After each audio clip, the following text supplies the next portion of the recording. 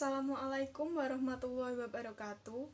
Perkenalkan, nama saya Safa Salsabila Duratul Aziz, absen 33 dari kelas 11 IPS 4. Di sini saya akan menjelaskan sedikit tentang perang antara negara Irak dan Iran. Pada tahun 1980, terjadi peperangan antara negara Irak dan Iran yang berlangsung selama 8 tahun. Mulai dari tahun 1980 sampai 1988. Peperangan ini disebabkan oleh dua faktor, yaitu 1. Adanya keinginan Irak dan Iran untuk menguasai Shatt al-Arab. Shatt al-Arab merupakan jalur perairan strategis yang memisahkan Irak dan Iran menuju Teluk Persia. Sepanjang perairan ini dibangun pelabuhan-pelabuhan besar. Wilayah ini merupakan jalur ekspor minyak sehingga wilayah ini menjadi wilayah sengketa. 2. Adanya keinginan Irak dan Iran untuk menguasai Teluk. Kondisi terkini setelah konflik, negara Irak dan Iran sudah berdamai. Perang yang berlangsung selama 8 tahun ini tidak membuahkan hasil.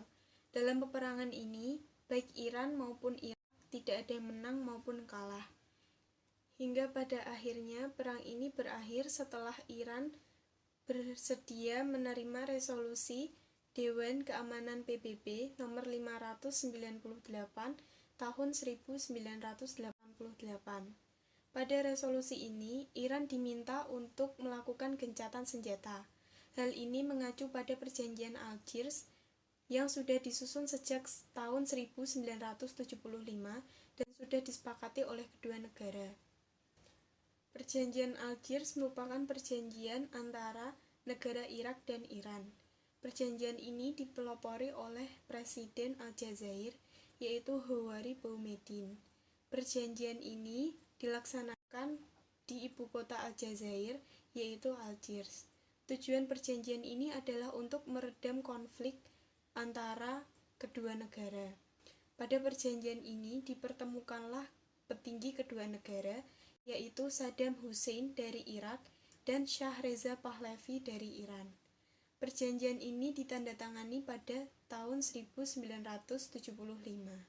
Dengan berakhirnya perang Irak dan Iran, membawa kerugian besar bagi kedua belah pihak, baik dari segi sosial, material, ekonomi, maupun politik. Dari segi material, kedua negara diperkirakan mengalami kerugian mencapai 500 juta US dollar. Sebagai akibatnya, pembangunan ekonomi terhambat, produksi minyak menurun sangat drastis, dan hal ini sangat mempengaruhi perekonomian dunia, khususnya industri-industri di dunia Barat dan Jepang. Kerugian yang lebih besar harus ditanggung Irak karena selama masa perang, Irak memang aktif untuk mencari pinjaman untuk menambah alutsista. Dalam perang Irak dan Iran ini, Indonesia belum bisa membantu. Jadi, dalam perang ini belum ada peran Indonesia.